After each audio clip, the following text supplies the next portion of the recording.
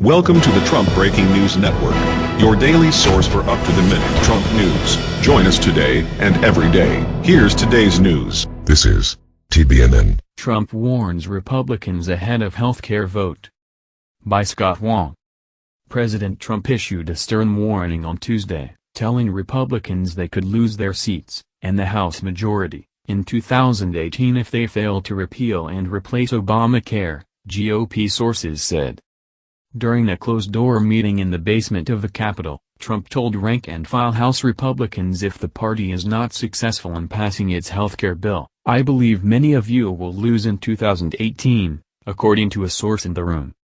He told us if we don't pass this bill on Thursday, it will put everything in jeopardy that he wants to do, his agenda," Representative John Duncan, Republican Tennessee, told The Hill as he left the meeting. The House is slated to vote on the American Health Care Act on Thursday. If it passes, it will head to the Senate, where it faces a tougher road. Trump's visit to Capitol Hill was billed as a rally for the healthcare bill, just 2 days before the historic vote to roll back President Obama's signature domestic achievement. But the gathering took on a darker tone.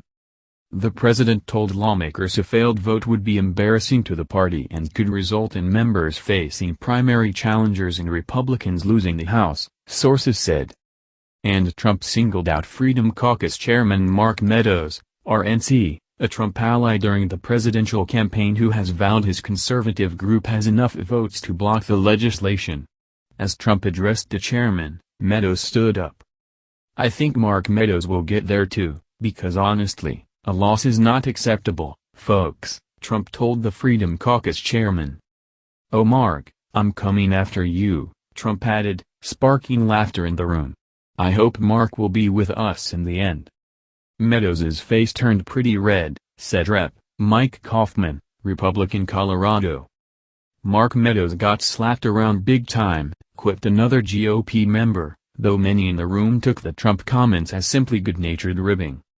As they left the meeting, both Meadows and another Freedom Caucus leader, Representative Jim Jordan, Republican Ohio, said Trump's appearance did little to sway their votes.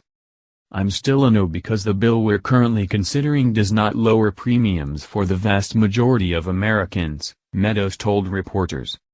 Trump, who received a pair of standing ovations as he entered the room, was accompanied to the meeting by Health and Human Services Secretary Tom Price and White House Budget Director Mick Mulvaney, both two former House members, as well as top aides Sean Spicer, Kellyanne Conway, Stephen Miller, Dan Scavino, and Gary Cohn. As he left the roughly hour-long meeting, Trump predicted victory. "I think we'll have a winner vote. We're going to have a real winner," the president told reporters. "It was a great meeting. These are terrific people and they want a tremendous healthcare plan and that's what we have, but there are going to be adjustments made, but I think we'll get the votes on Thursday."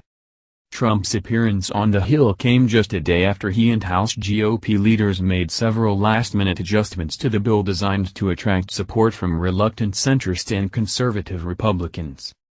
Two of the changes Trump negotiated last week with a conservative Republican study committee made the cut, allowing states to require Medicaid recipients to show proof of work, and allowing states to choose a Medicaid block grant over the cap system.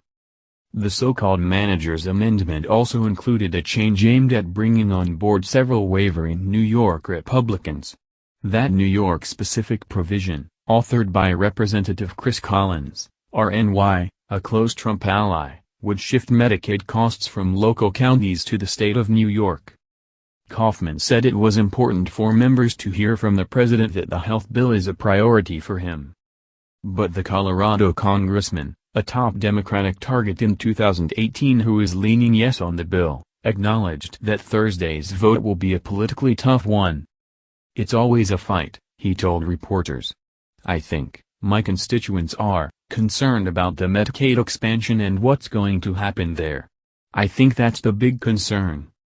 Representative Bill Flores, Republican Texas, was one of many GOP lawmakers who confirmed that Trump warned of severe electoral consequences if the House and Senate failed to pass the health care bill. He largely agreed with Trump's assessment. If the bill fails, he feels like the Republicans could lose control of the House, said Flores, the former chairman of the Republican Study Committee. I think there's some sentiment that that's correct.